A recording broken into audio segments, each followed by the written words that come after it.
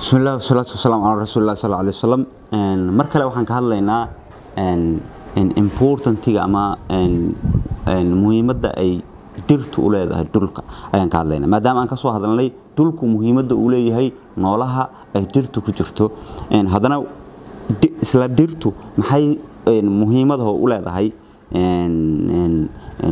dhulka muhiimadda ugu weyn ay carradu macnaha dhirtu u leedahay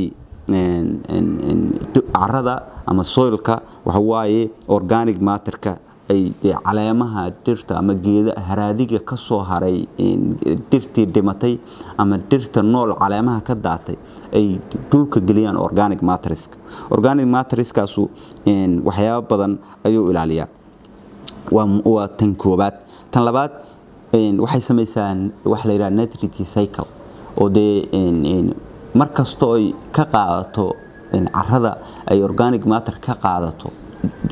dhirtu markale waxay ku celisaa isla organic matter kale oo geedkan markuu life cycle-kiisa dhameysto uu dhimanayaa deetana wuxuu ku dul dhacayaa dhulkii deetana dib uu organic matter u siinaa ama intuu nool yahay ayuu fruitiskiisii daatay iyo caleemihiisii waxay ku sameynayaan organic matter dhulka dushiisa wuxuu ka hortagaa oo dhirtu ka hortagtaa in carradu guurto ama carro guur dhaco ama soil erosion wax la yiraahdo ay dhacaan waxay kaloo fududeysaa infiltration biyaha inay nuugto dhulku inuu biyaha nuugo sababta u fududeynaysa waxay tahay xididada dhirtu waxay samaysaa poriska carrada ama dulduleelka yararka ee carrada biyuhu ka galaan deetana waxay fududeynaysaa in ay samayso waxay kaloo samaysaa water infiltration and retention rootska oo geeduhu waxay sameeyaan waxay qaataan biyihii waxay ka soo nuugaan kii dhulka sidoo kale waxay fududeeyaan inay biyuhu galaan marka marna biyihii ay ka yareynayaan oo biyihii ka soo nuugayaan marna waxay fududeynayaan in biyuhu galaan dhulka tan shanaad waxay tahay soil structure improvement inay fududeeyaan ama ay horumariyaan structure-ka carrada sidee u horumarinayaan carrada waxaa ku jira microorganisms waxay u baahan yihiin meelo ay ka qaataan aerationka ama ay ka qaataan waxyaabahan ay hawada ka qaataan hawadaas inay qaataan waxyaabaha fududeynaya waxaa ka mid ah dhirta rootskeeda ama xididada dhirta sida daraaddeed marka waxay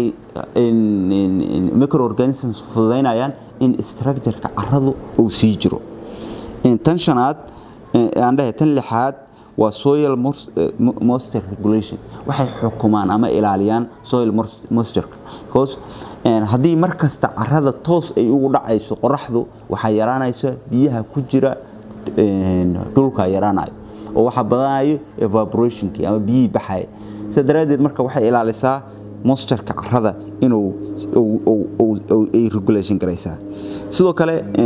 biodiversity support waxay taageertaa maadaama dhulka biodiversity ku jiro ama carrada ku jirto ay ilaalinayso waxay u ilaalisaa biodiversity-gaas because inta badan xayawaanada ama duurjoog ha ahaadeen ama dabjoog ha ahaadeen ama dad ha ahaadeen ama microorganismska yararka ha ahaadeen waxaa hoosti u ah oo ay nafaqada ka qaataan ama ay wax ka cunaan waa dhirta marka in biodiversity-gu jiro waxaa mas'uul ka ah dhirta waxay kaloo ka qaataan muhiimad weyn climate change-ga ama isbeddelka cimilada waxay qayb uga qaataan meel kasta oo dhirtu ku yaraato waa mar kasta oo carbon dioxide-ka hawada ku jira oo bato maxaa yeelay waxaa nuuga oo qaata carbon dioxide-ka waa dhirta oo hawada ka yareeya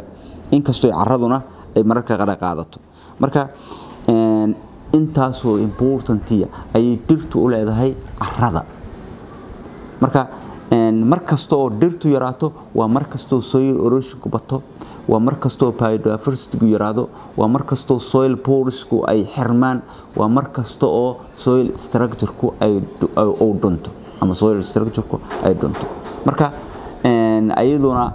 dhirtu important intaas leeg ama micro ama organic matter ki uu yaraado markasto organic matter ku yaraado waa markasto soilku uu noqdo mid aan anfac lahayn ama manfac lahayn marka waa sababta markasto in loo ilaaliyo ay tahay on la gubinin microorganisms ki carrada ku jiray si ay organic matter ki dulka ku jiray si uu u baabeen inaan waxyaabii bacteria burburinaysay inaan la baabeen markasto carrada la gubo dad waxa arkaysaa beer intuu soo qaato oo geedihi isku keenay gubayad arkaysaa marka dib weeye microorganisms ka dhimanaya wuxuu meesha ka baxayso organic matter ki uu sameyn lahaay oo carradan u burburi lahaay marka intaas ayaan qaybtaana ku soo koobaynaa. Assalamu alaykum wa rahmatullahi wa barakatuh.